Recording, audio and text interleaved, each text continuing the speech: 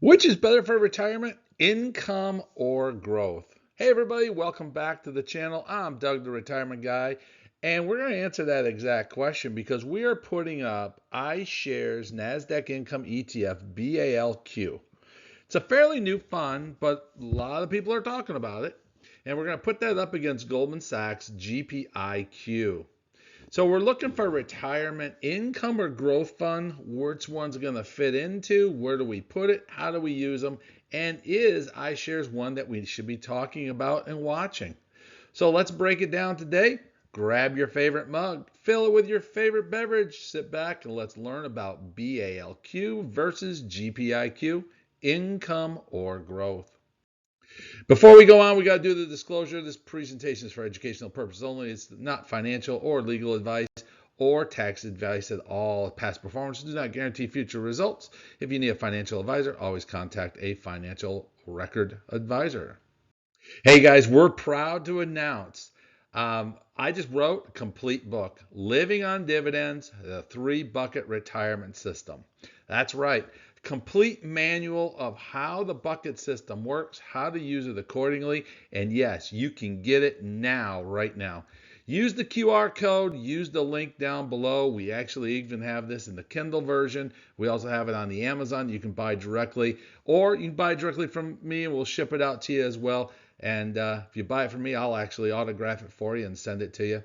But this is a unique piece. All of the proceeds are going to help the sponsorship of this channel because we are an unbiased channel. We do not take other people's money. We basically do it all off of this. So we got a great book. If you're part of it, if you're interested in the 3-bucket system, this thing will give you a complete rundown, a checklist all the way through. It's unbelievable. I'm proud as ever can be. So just want to let you guys know about that's available now. So the discussion is not 10.7 or 10.5. Okay, at first glance, these NASDAQ oriented ETFs look nearly identical when we're talking yields. 10.7, 10.5, doesn't matter which one you take, which one you use, they're both the same, right? However, focusing solely on the headline payout is that real trap, that yield trap we've talked about. Yield is actually a math number. Total return is going to tell us more and actually what's happening with our money inside one of these accounts. So we want to take a look at the NAV growth, the total return, the tax efficiency, the distribution consistency, and the risk profile. So across the board, income plus the growth equals our total return. So let's give the good comparison because these things are actually popping up on the screen fairly regularly. People are asking questions about them. So I'll go round one. What is BALQ? Well, this is iShares NASDAQ income portfolio. Now here's the thing. The expense ratio right off the bat is 0.35%, which is probably one of the lowest across the board in this category. Now this thing launched December 2nd of 2025. My first red check or red mark onto this is that we've only had this thing going for maybe 9 months at best. Now it does pay out monthly frequency. Okay. So far, love the expense ratio, love the monthly, not real sold on only 9 months in operation. Now, the 3 comparant strategies. 1, the NASDAQ equities. It maintains long positions in the NASDAQ list stocks to capture growth and standard dividends. They then use call options on the NASDAQ 100 index. Okay, a little difference here. Call options to generate consistent option premiums for distributions. And number 3, they purchase futures to reduce the impact of the upside cap to restore market participation. So now I'll put into Doug's layman terms is this. They own the equities. They own the NASDAQ 100.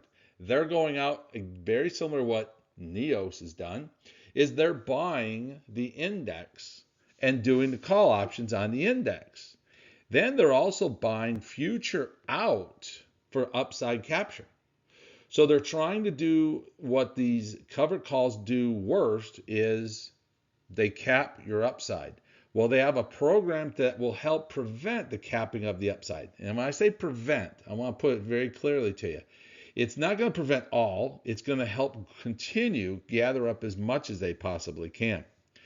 It's new and unproven across a full market cycle. The strategy is more complex than traditional covered call funds. That's why you're getting the advantage of number 3 with those futures. You're getting the advantage of the covered calls to generate that income in the index, and then you're getting it that they're actually covering it. So realistically, this has a strategy similar to NEOS with a kicker, which is those futures. Now, number 2 is GPIQ.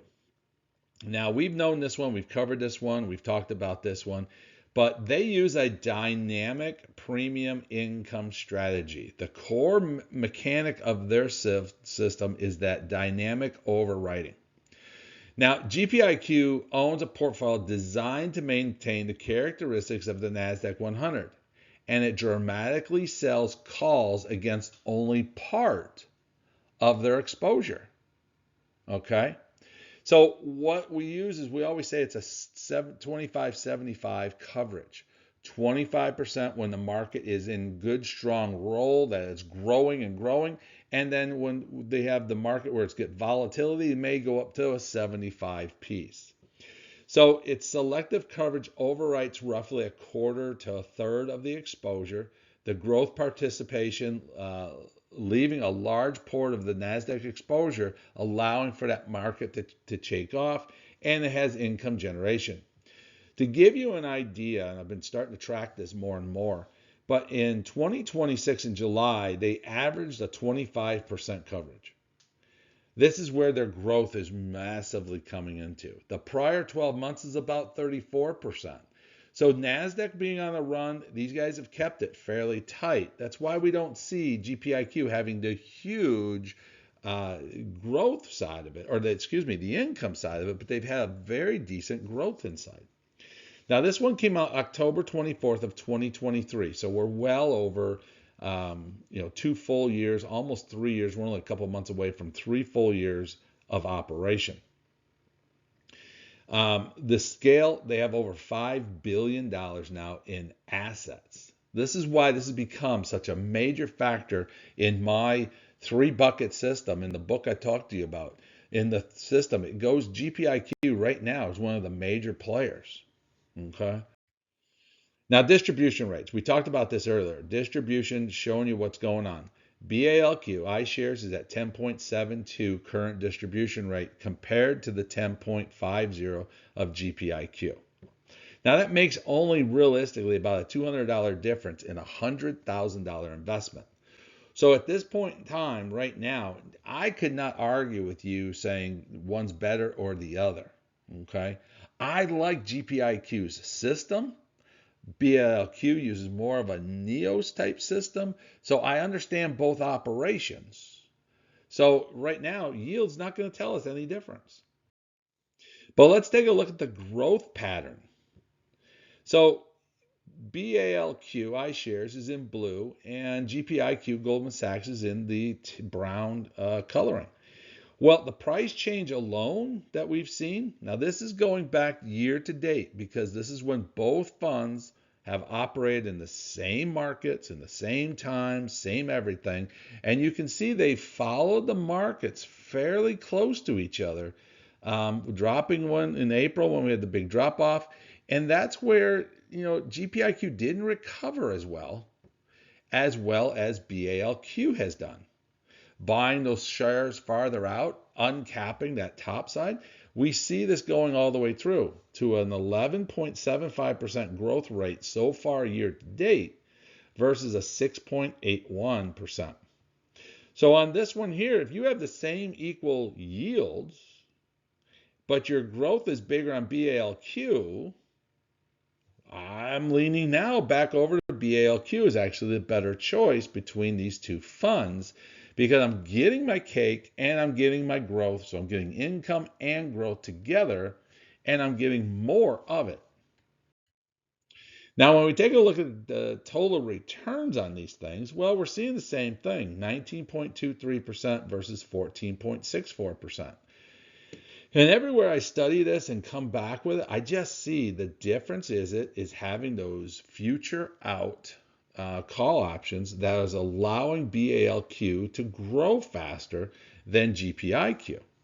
So it's always funny though, is when you have a fund that comes out new, they take what everyone else is doing either wrong or not on top of, and they fix that, then puts them right up top to the run. So this is, I think, what they've done. They've seen what's happened. They've seen what all the different NASDAQ ones, and when they came out with their iShares, it was like, wow, this could be a very interesting mix. Now let's take a look at the taxes and the ROC and the final tax documents. These are some critical pieces. Now, GPIQ, Goldman Sachs, they use, and if you're not familiar, they do use ROC. I cover ROC. I got a few videos about how ROC works. But here's the positive for them. The estimates that they're currently rolling with is like 97.2% of your distributions are ROC. That's a tax-deferred strategy. Now, ROC reduces the cost basis rather than being a tax immediate as ordinary income. So when basically you're going to be taxed is either when you sell the product or your cost basis actually gets to zero. Now, I want to be clear with you. This is not free money. ROC is a tax classification, and it's not proof of NAV destruction. So many people think when they see ROC that the NAV is going to be destroyed because they've spent too much time either in the weeklies or doing stuff like that, where NAV is a double-edged sword. It can be used the wrong way. It's a great tool used the proper way. It can destroy things the wrong way. And in here, they're using it in the proper way of giving you the ROC. But there are people out there who will constantly say, if you have ROC into the package, it's NAV erosion coming. Oh my God, get off of it. The consistency of ROC component maintenance and maintained through July 2026. Now, none of this means anything until you get your 1099 DIV form. Okay? That's the form that makes the company say, we are 100% certified, this is what we called it. Return of capital or not. I've seen times where they're going in the high 100% range, 90% range, and at the end of the year they came back and said it was 11%. So you don't bank on it. You don't, worry about it. You don't bank on it, but basically down the road is you want to make sure you have a good quality company that's going to keep their numbers where they're at. Now, iShares is using the unique system again, BALQ. So far, there's only one component missing to this that NEOS uses, but they use, because they're doing index, they're using Section 1256 contracts, which basically gives them that 60% long-term, 40% short-term. They're doing a mixed portfolio, so the strategy uses a futures and index options and not positions qualified for favorable 60-40 rates. And on top of that, they're using some return of capital. So they're trying to do everything like NEOS does, and I just use it because most people understand NEOS' side. But you can look here what I did. The net income was about 5%. The realized cap gains was 62. Return of capital around 33. Okay? That's how they broke down so far year to date. August estimates was 3% net income, 42% realized capital gains, and 55% return of capital. So they're doing it very similar. What the numbers come out to be very similar to what GPIQ is, but they're working across the board already. They're trying to give us the numbers up front. So net income is about 5%, which is what you'd really be classifying yourself as income across the board.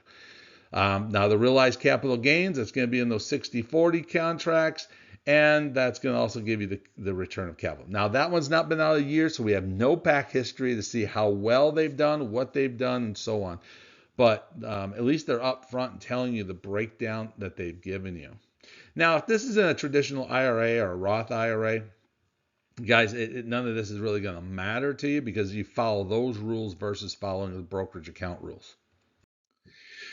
So retirement reliability, history, scale, and the risks that we're talking about. This is where the scale really gets tipped one way or the other. I hate to say that, and that is just because of new guy versus the old guy. The GPIQ from Goldman Sachs, $5 billion. So it's a multi-billion dollar scale liquidity and often stability side. 3 years of track history, and the strategy is mature, established, it's been proven, and just does well. Now, BALQ is only got $20 million, so it's a small little asset. And most times people will tell you got to get to the $30 to $50 million range to get yourself into a liquidity safe zone. I don't see this really happening, but I got to put it out there. That's a risk that if you're under that $30 to $50 million range, the thing could be liquidated. They could say, no, it's costing us too much money and we're just not going to make it. Now, the track history, it's less than a year. Like I said, it's about 9 months. And we're going to say the strategy is unproven and they'll say it's complex. But there's a lot of components that other people have used. There's a lot of pieces that are just, putting A, B, and a D together to see how that works. That's why we say it's unproven and complex. But I think it's got some positives and it's getting some good results so far across the board. Great income and great growth. So it's similar, but I got to go with the unproven one. So I really put this as a watch candidate. At best, I could only say it'd be a satellite position, while I think GPIQ could actually be your core. So round 7 is kind of clarifying a winner. And I'm going to tell you right now, I'm clarifying, of course, GPIQ as the retirement winner between these two. And I'm really going to come back with almost what I just talked about in the last screen. It's the scale of the $5 billion out there. It's the 3 years of history. And I'm just going to say it's this dynamic strategy because it's worked so well. So for 3 years, it's been working very well. So you got 10.5% distribution, not bad. It showed that it's been maintaining, holding, and growing its NAV. It's got some favorable tax treatment, especially in your that 60 to 63 range, 2 years before you get into the Medicare entry into the income side of it. And it's got a competitive total return side of it. So it's a win-win-win-win-win across the board, GPIQ. Now that doesn't say that BALQ doesn't qualify, doesn't fit. Man, it fits really well. And I would use it in a satellite mode across the board. But here's the one I want to put to you, and I want to make sure everyone understands this. I didn't just take BALQ and say they're done, they're history. But if you look at something that you want some bigger growth edge in your portfolio, if you want something meaningful in that portfolio, this is a NASDAQ featured item. It has that 19.23% year-to-date return, and it has an active participation into it all. So I think BALQ, strictly because it's only less than a year old, this is my satellite piece. Now, I personally do not own it. I do own GPIQ and QQQI and a few others, but I don't own BALQ yet. I have myself on the target list about 12 months, 13 months into it. We're going to start probably putting some money into it just because I like what I see so far. It would be a satellite piece. Okay, it's going to be my even bigger boost. I may take this satellite for growth and something else for income, put them together and make things happen. This 10% from this one, 14% from something else really can make some big changes. It gives us another option into our portfolio. Now, the 3 bucket system I told you guys about, this is really what we're looking at. And these two pieces are really unique things. Now they're not going to go into foundation mode. I can tell you that right now, because you need near-term spending protection. You need cash, treasury bills, and so on. So it's not suitable for that. But both of these realistically could fall into the growth side, but I really put them in the income side. And why I say that is when you're getting double-digit growth on a particular fund, and if you drip which is basically reinvesting your income, that's another 10%. You could have a 20% growth rate, total return, 20% into the growth bucket. And maybe that's where you would need a little more help, and BALQ could actually help you into that side.